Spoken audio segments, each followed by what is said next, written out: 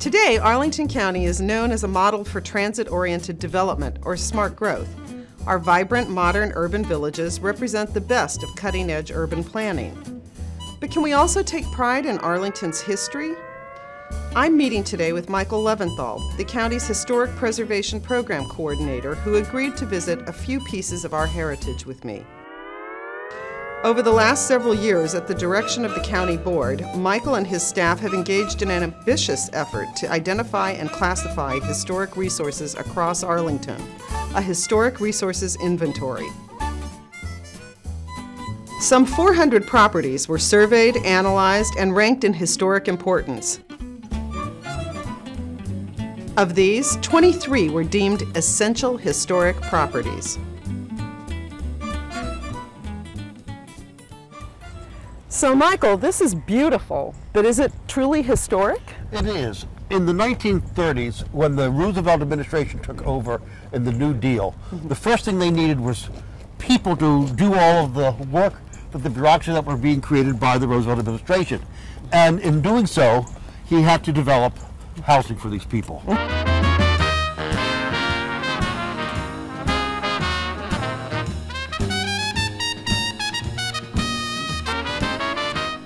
The Pentagon was built from 1942 to 44, and this entire development was built at the same time. We had, from 1935 to 1954, 176 garden apartment complexes and single buildings built, far greater than anywhere else in the country, solely for government workers. And in Arlington County, one of the things that they demanded as these were being built is that they had to be built as permanent residences. And so they are all brick and slate roofs. These buildings, though they are built from the 40s, you can look at them, there's not a fissure in the stonework. They are as strong as ever.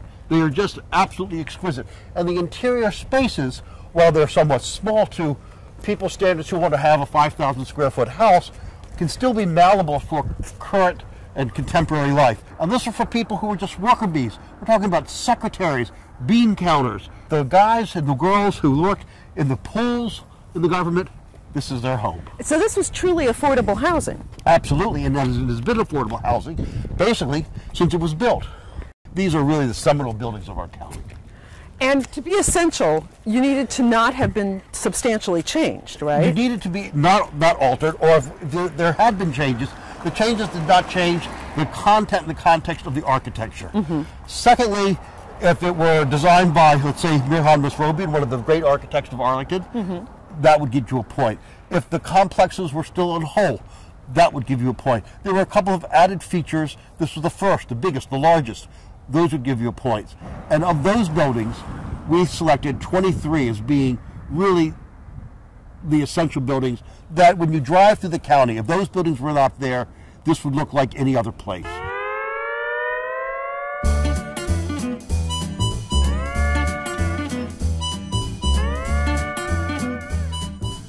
So we've seen the residential buildings, and this is the commercial buildings of the essential group. And this is Clarendon, and Clarendon was platted in 1900 and started development from the teens to about the 30s. And what you have across the street are the buildings that were built in this time period, where you have the Masonic building, the Clarendon Ballroom, Spider Kelly's, which used to be the Sanitary Market, grocery store, and the Oddfellows building, and then the Reeves building down there. And this is the beginning of the commercial area in Arlington County. Now, Michael, I'm looking at these buildings. This is one of Arlington's most successful urban villages, and these buildings obviously have a new purpose. What makes them essential? What keeps them essential? Well, the buildings have not changed architecturally as you see them.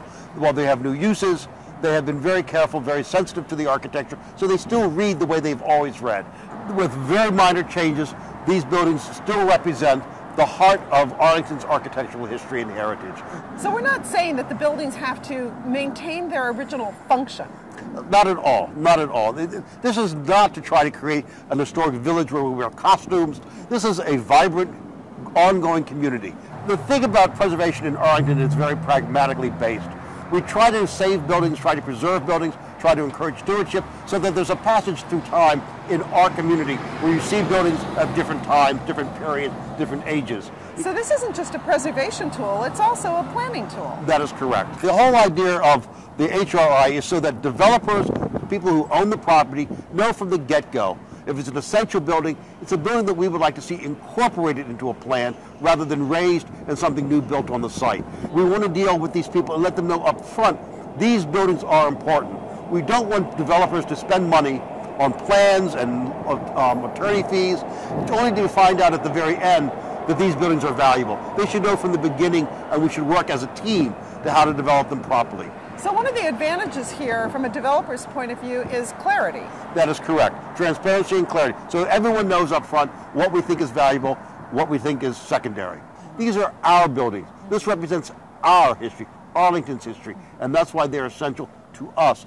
These are what make Arlington, Arlington. Michael, thank you so much for joining us today. It's been really valuable. My pleasure. Thank you very much for your interest. Okay, let's take a look at some other things.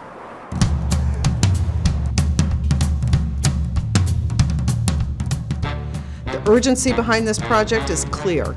Since the survey began, fully 1/4 of the 400 properties Michael looked at have been demolished. The time we have to look around and choose what we value of our past, what we wish to take with us into the future, is rapidly disappearing.